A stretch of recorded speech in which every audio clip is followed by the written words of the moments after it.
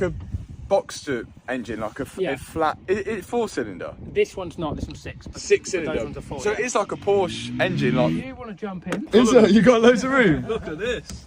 Honestly, plenty. I love the visibility. Like that is so good. So we raise this up, and you'll see that on the rotor blade, the pitch changes.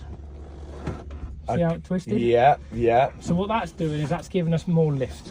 So as it's changing pitch, we get a greater angle of attack, more lifts going up. Okay. So all that's doing, mechanically, is changing that. This does nothing.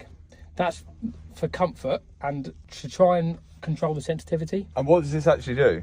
So this, imagine the blades are going full speed now, Yeah. and that they've become more like a disc rather than 2 blades. Yeah. This tilts that disc in different directions. Right. So we've got our thrust going upwards if we're doing nothing. Yeah. And by moving it forward, we've moved the thrust from lift and we've moved it forward. So we've got a forward component. So like by moving it forward like a tiny bit. We would move forward, yeah. The nose of the aircraft would come down a little bit and we'd start drifting forward. Insane.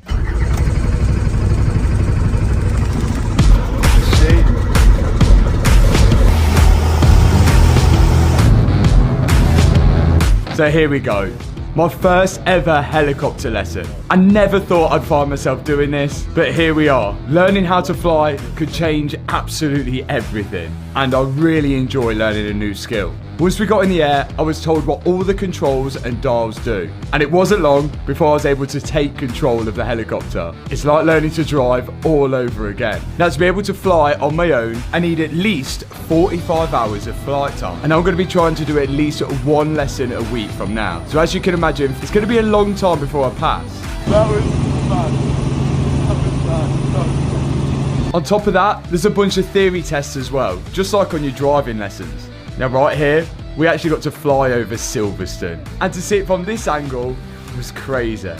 Now from here, I was able to fully take control. We was going to fly from Silverstone to Santapod. The handle that I'm holding tilts the helicopter forward, backwards, and left to right. Then you have 2 pedals. Push the right pedal down, it turns the helicopter one way. Push the left pedal down, it turns the helicopter the other way. And that's about as much as I can tell you on my first lesson.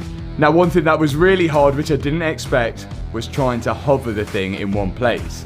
We're about 6 foot over the ground here, and actually keeping it in one place was so difficult. One gust of wind, you then have to counteract that with your steering. If you then kind of oversteer it, you end up facing the floor. You counteract that, you end up facing the sky. I guess this is something that I'll learn as the lessons go by. But if I actually manage to pass my test at the end of this, the possibilities are going to be endless. Eventually, after an hour, it's time to come in and land.